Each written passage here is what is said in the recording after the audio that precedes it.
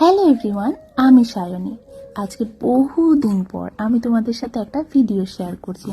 আর এই ভিডিওটি ভীষণ স্পেশাল, আমার ডেলিভারির দিন এবং তার আগের দিনের ছোট্ট কিছু স্মৃতি। আর এই দিনটি ছিল 15ই ডিসেম্বর, যেটা আমার জীবনে একটা সব থেকে স্পেশাল একটা দিন। গোটা 9টা মাস আমি ওয়েট করেছিলাম এই দিনটির জন্য।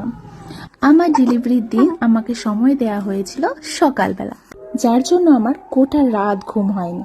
এবং সকালবেলা ঘুম থেকে উঠে তাড়াতাড়ি স্নান টান সেরে ঠাকুরকে নমস্কার করে সবাই মিলে বেরিয়ে পড়েছিলাম আমার ছোট্ট রাধারানীকে ঘরে আনতে।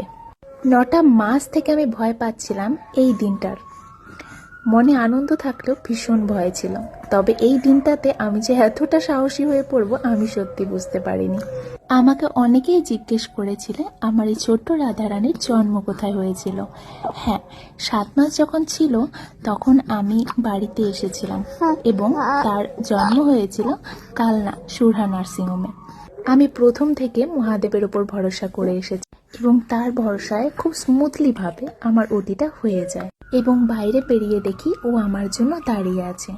আমরা দুজনাই ওকে পেয়ে ভীষণ খুশি হয়েছি এবং আমাদের ঘর আলো করে ও এসেছে। তোমরা সবাই ওকে অনেক আশীর্বাদ করো।